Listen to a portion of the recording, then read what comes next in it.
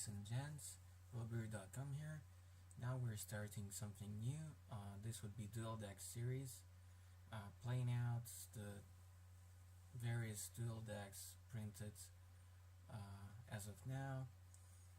And the first one for you, we have Adjani versus Nicol Bolas. So Adjani on the right and then Nicol Bolas deck on the left. The Bolas deck is gonna start. Was about to start, but the Naya Adjani deck had to mulligan the first hand, so I had to wait for that. I didn't really completely look through the decks before we started playing them. We just snapped them and immediately started playing them out. So his 6 were apparently fine, and then I started by playing just a swamp turn 1. He went into with Evolving Wilds, and I casted a 2-mana 2/1 zombie or imp, whatever it is. Basically, when you control a swamp, when this creature does damage to the opponent, they have to discard a card. So he fetched for a basic mountain and the turn. He really needed some kind of blocker or removal for this guy right there. And that Naya deck with creatures like Wild Mikado does have a lot of cheap creatures, but apparently not at that moment, so just played an island and splashed for 2. He took it, and now he had to discard the card from his hand. That was another basic mountain, which I suppose he drew that turn or something like that, because that makes it weird why he fetched for a mountain there. I don't know, maybe he already had the white source in hand or something like that, or some other way to get the white source into play. So I cast that weird 3-mana 2/2 guy. It basically has something like an ability of Tarak, which means if at his upkeep, if he has 2 or less cards in hand, he takes 2. Then he went on to laying down his planes and casting something like a pacifism for 3 mana, but which also allows you to gain a life at each of your upkeep steps. So yeah, I took a turn, played my 4th land, and I remember I had few options what to play here. Either play an obelisk or play just another creature, and I just opted to play an obelisk and also cast the fall, so the second half of the rise and fall, which says the opponent has to I get to pick 2 cards at random from his hand, and he discards each non-land. So I hit 2 non-lands, so he discarded that. Both were pretty good there, so that was a good turn for me. Then I attacked for 2, and he basically took 1 because at upkeep he would gain 1. I know it was about the fact that he actually was already down to 2 cards at upkeep, so the attack and then basically 1 damage at upkeep from that mongrel or whatever it is called. Here and just play them.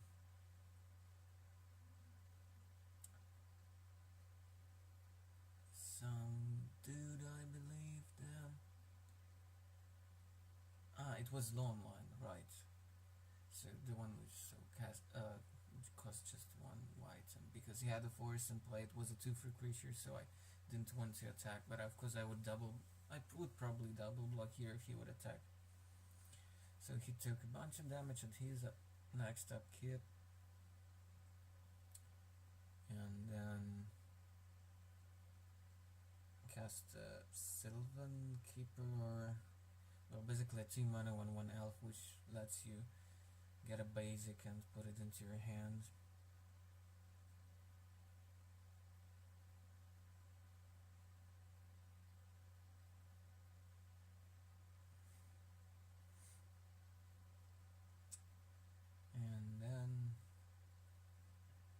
he was able to lay down that land and maybe cast something else there.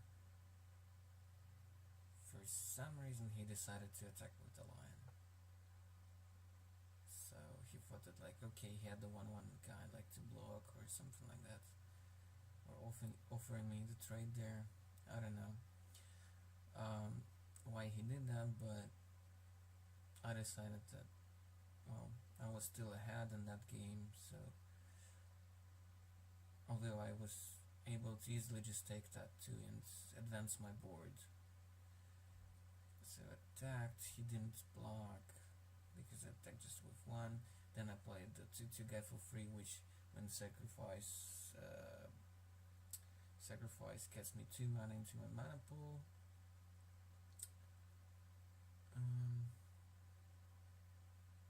Yep. Yeah, and for those of you wondering why he, after getting the land with that elf, didn't actually play it, is because he was afraid of double mongrel in there, so he wanted more cards in his hand. Just do not die that easily. Then he has cast Wismere or something like that, basically 3/3 for 4, which has an ability of Boros Rakana, so when it damage is dealt to it, you can do that much damage somewhere else as well. So I just sacrificed that guy to get 2 extra mana, and then with the help of Obelisk and 5 more mana, I ramped up to 8 and then just cast Nicol Bolas, the name card of my Duel deck, and just minused it, putting it at 3 loyalty and stealing the Wismere, whatever that horse he is. And then of course I attacked. He didn't block because, well, I know he wanted to play out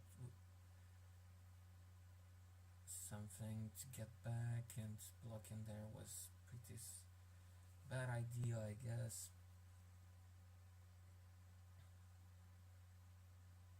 So yeah, this game was pretty sweet for me. So he just cast a Pride Mage, which was fine. I was so far ahead. I was much more afraid of him having some kind of bolt effect and just kill my Bolas. On the other hand, I would still have that 3/3 creature, which would make his blocks or attacks very tricky.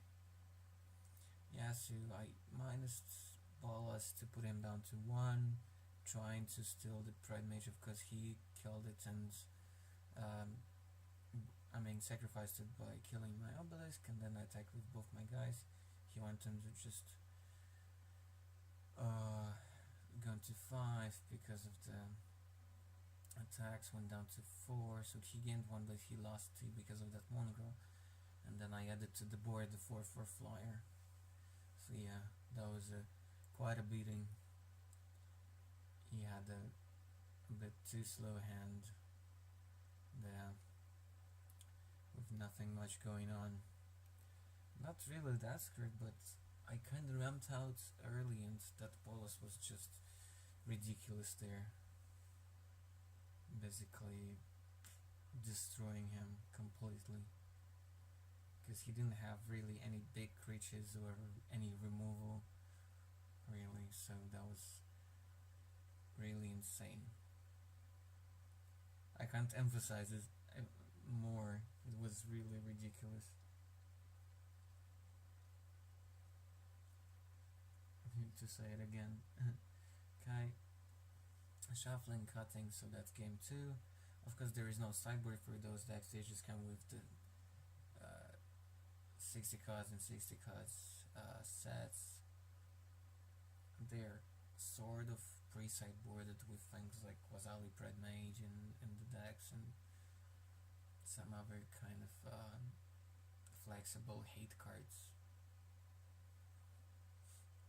So he started first here and went the classy turn 1 Wildneck Cattle and laid on his plane, so it was a 2/2 already, to which I responded by Vapor Snagging him back to his hand. He took 1 from the Vapor Snag. he replayed the cat, and then I just evoked the Shriek mod to kill it.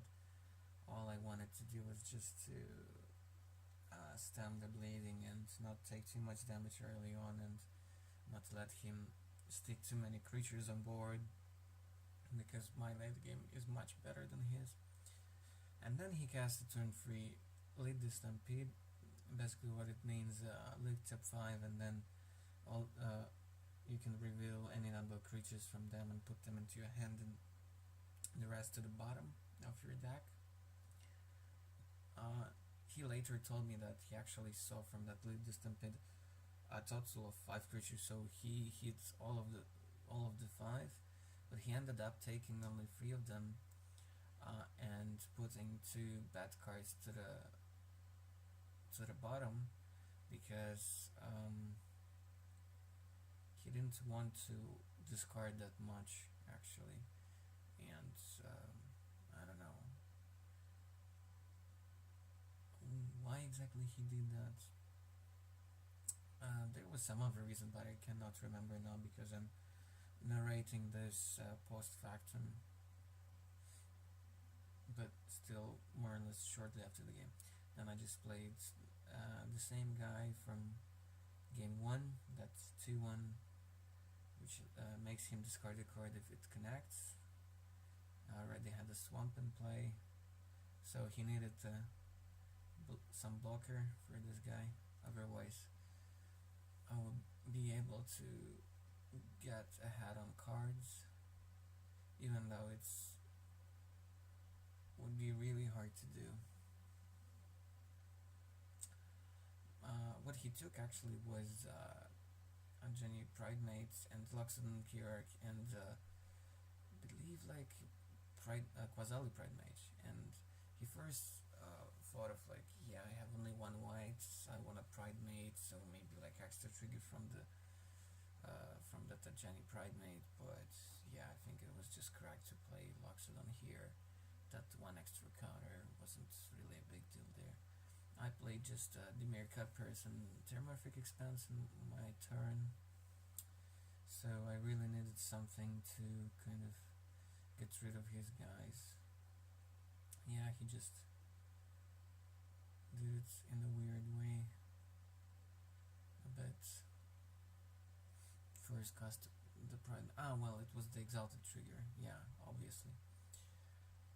So he connected for 5 with the Loxodon here, and played both the Pridemage and Pridemate with 1 mana ups.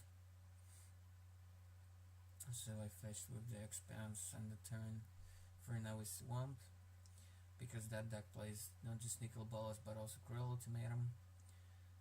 Though Bolas requires double black mana, but Ultimatum needs triple black, so in this situation getting an extra black source was good. Then I cast the Slave of Bolas, so I believe that was the name of the card. Basically for 5 mana, threaten a guy, and then you basically sacrifice at the end of turn. So I took his Loxodon here. This way he would either have to trade with some of my guys, he would still take in some damage, and then I would just sacrifice his Loxodon end of turn. He wasn't really afraid of discarding a card, so that's why he didn't block that Goblin or whatever it is, but he traded with the Meerkat Pairs so that I wouldn't draw a card. So, because he was sort of ahead in terms of card advantage here because of the Lead the Stampede, so he didn't want me to get back on cards. Yeah, then I just passed the turn. He drew the turn card.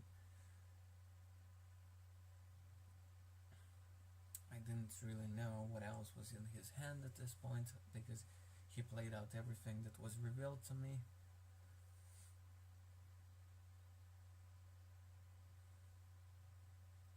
Yeah, then he goes for that 2-2 guy which has landfall, and when land comes down on his side he gets to gain 2 life, which is a crazy combo with the Pridemate here. But then he went on to make something really weird. I guess he was just confused and not really thinking through like what was the correct sequence. So what he did was, while I was attacking me for damage, he went on basic cycling to pay 2 mana to get a land to his hand. Well, I suppose that was correct, but then I have no idea why he actually decided to trade there, because it was just much better sequence to, or much better plan, just not trade and then keep that guy in play, and then maybe play another land drawn from the turn, and then make your guy 3/3 and then just keep on gaining life and putting counters on it. I don't know why he did that. And he would set larger life total, but then it was just all went downhill for me. I didn't have any action, and he just played and equipped Behemoth Sledge or whatever that card is.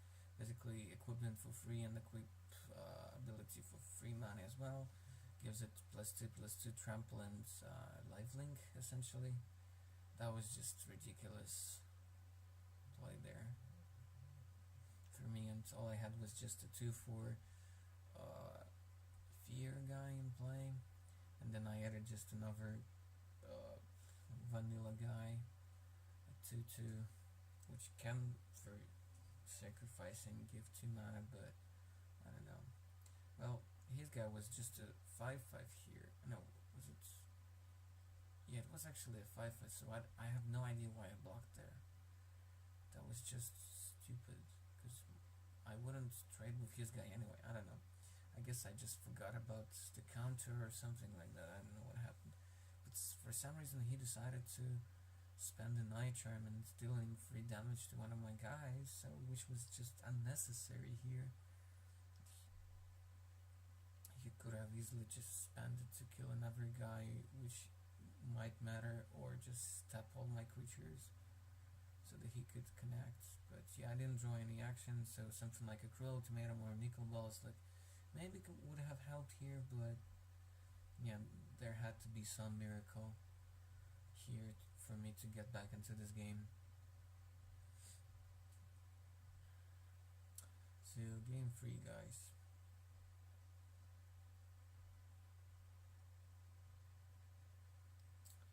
Really hoping to hit a bit better draw here, because here I got really destroyed.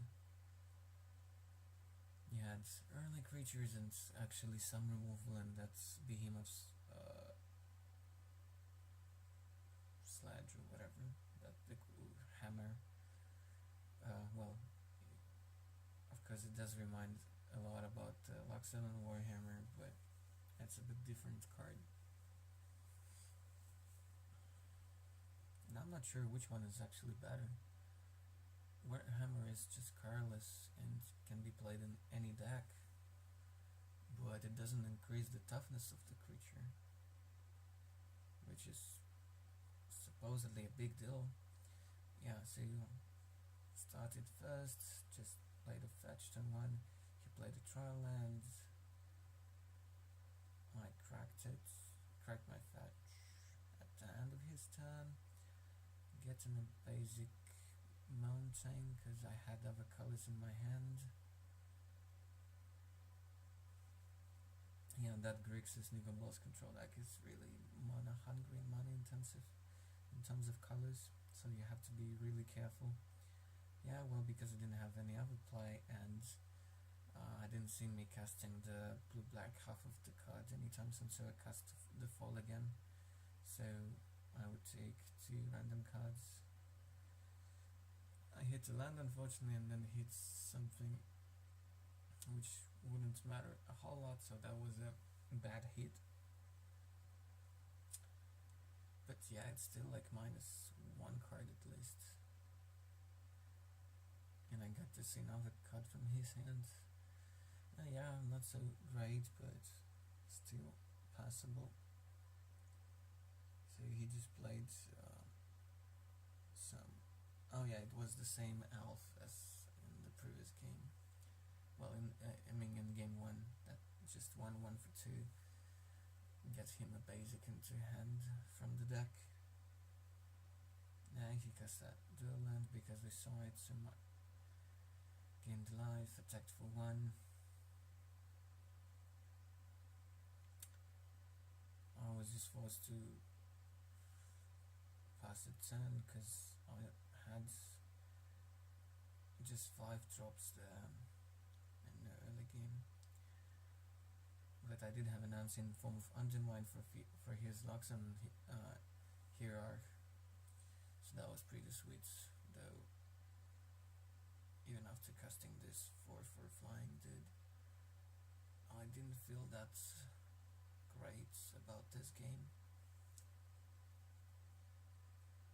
He went on casting another trial land, and of course it wasn't a fetch, it was just a line, the lone line, basically a 2/3 because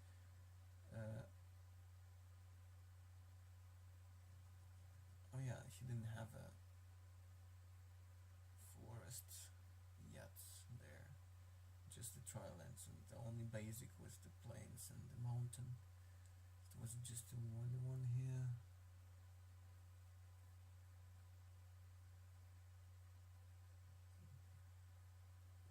So that was weird why I decided not to attack here. Oh yeah, right. I suppose I simply didn't want to take any extra damage, but I was in a position to raise unless he would play some other beefy guy. Which he did play. It was a 4/4 creature for 5, which can assign combat damage.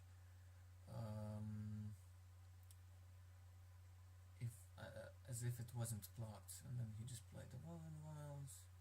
I took 1 from the Moroi. At this point I was just trying to stem the bleeding until I get to Nicol Bolas mana or Cruel Ultimatum, which I had in my hand. So I guess that was the key part here, because I knew that if I can stay alive for a little longer, I then can just trade with one of his guys with Moroi, and then basically get it back with the Cruel Ultimatum and make him also sacrifice a creature and all that nonsense that Cruel Ultimatum does.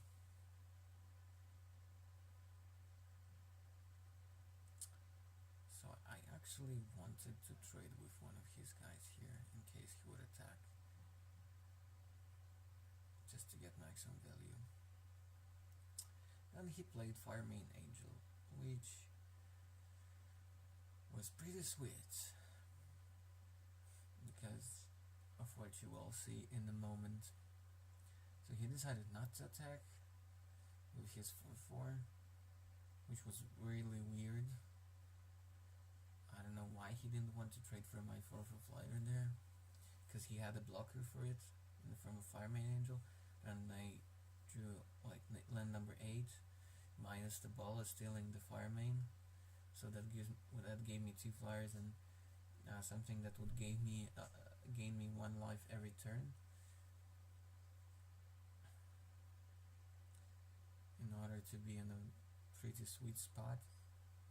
And he played the late distance thing that didn't feel like it would matter a lot here, because he needed a lot of help here, and not just extra cheap creatures, but more like something that will just kill Bolas here.